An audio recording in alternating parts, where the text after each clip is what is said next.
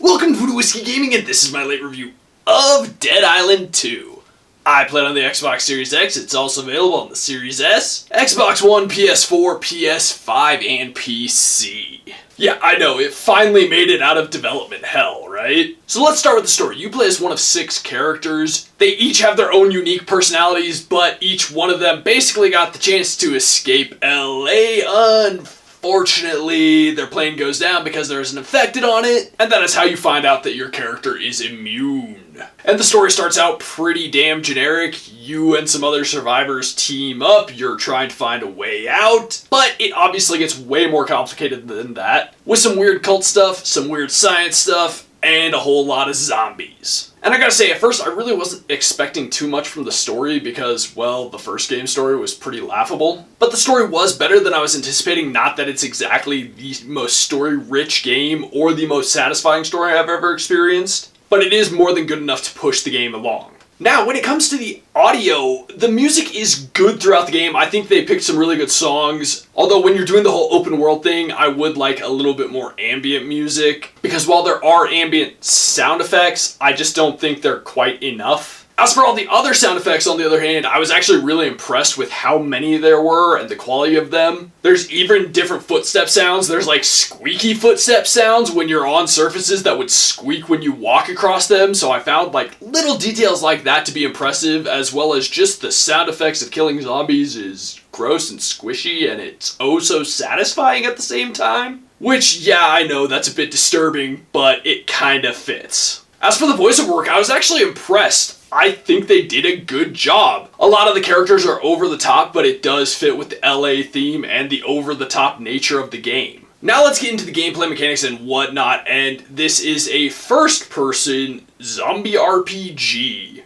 with card mechanics and weapon upgrades. It's an RPG in the sense that you level up by killing zombies and completing quests to gain experience, which increases your health, your damage, etc. But it's the cards where you get your abilities and skills from, rather than like a skill tree in the previous games. And you can get different cards, and you'll get cards that will enhance other cards, and there's different categories of cards, and they'll just enhance different things, whether it's defensive or offensive. They can heal you, they can defend you, they can boost your damage, all of that. And it actually worked pretty well. I was actually overall happy with it. There's a classification of cards that I really didn't get into because they all had more negative effects in my opinion. I mean, they had positive effects, but then they also had negative effects, and I prefer, mostly positive effects. As for the weapons, they're weird and wacky. You take something basic like a baseball bat and you can make it so it's on fire and it'll ignite zombies, or it does bleed damage. They added stuff like that. There's caustic damage, fire, electricity, bleed, all sorts of damages that you can enhance your weapons to do. You can still repair your weapons, which is something I appreciate, because sometimes you get a really good weapon and if you break it, you'd be sad, but you can repair it. You can also do something that enhances their level so that their level will match where you're at. So if you had a really awesome weapon, you've had it for, 5 or 10 levels, and it's just not quite doing it anymore, you can spend the points and the money and you can upgrade it to being the level you want it to be.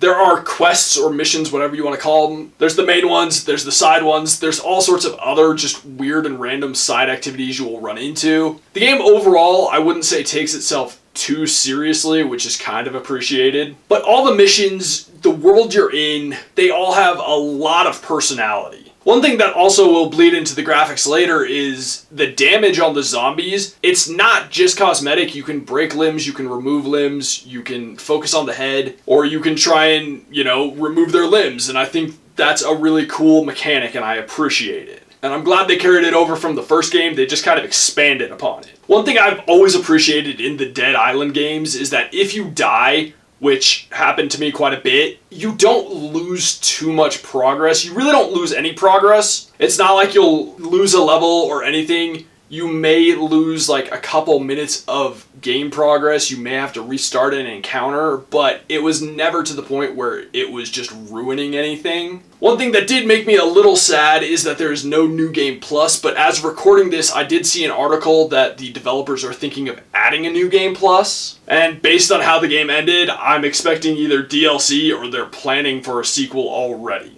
But there is post-game. You can go back and re-explore the world, do your side missions that you skipped over, so I do appreciate that. Now, as for the controls, I think they work very well. They are definitely far better than the first game and the spin-off sequel, whatever you want to call it. I never had any complaints with the game not doing what I needed it to do when I needed to do it. So the controls worked well, the aiming's good, it's good and responsive, it feels meaty when you're swinging weapons around, so I appreciate that. Then last but not least, the graphics and visuals. For the most part, it's a good-looking game. There were definitely some things, specifically hair on some characters, that could look far better than it does, and, you know, other games have done stuff like that better. But it's still a more realistic game with a lighter attitude, and for the most part, the characters look pretty good. I wouldn't say it's the best looking thing I've ever seen, but they're going for a more realistic look, not necessarily hyper-realistic, and they do a good job getting it. There's also a wide variety of zombies, which I appreciate. Instead of killing the same 5 zombies over and over and over, they have a good mix and match going on. I mean, you're definitely going to see repeat zombies, but they did a good job. But I think they did a good job bringing the story to life from a visual standpoint with all the different elements going on, as well as making it a bright and colorful and not overly drab game. Now, as I mentioned in the gameplay part, there's the damage. The damage on the zombies is really impressive depending on the weapons you're using. Bladed weapons are obviously going to cut, and you will see cuts, whereas blunt instruments are going to cause crushing, and you're going to see crushing. It's actually really impressive the amount of detail they put into that. And again,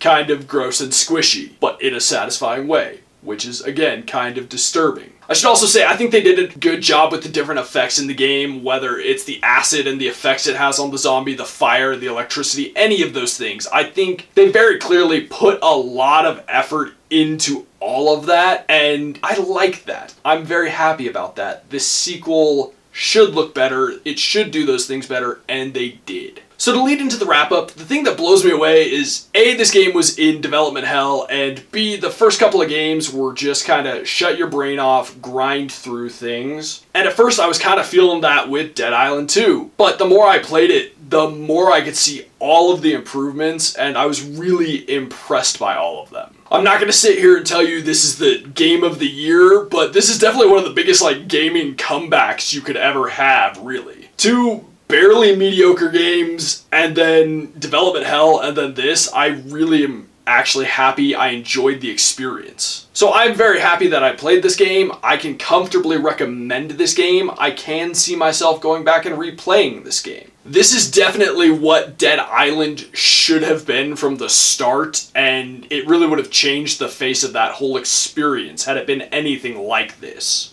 Okay, so in the comments down below, why don't you tell me, runners or shamblers, which is worse? And as always, thanks for watching. If you enjoyed the video, please hit that like button, and if you like what I'm doing in general, share and subscribe. Have a good one.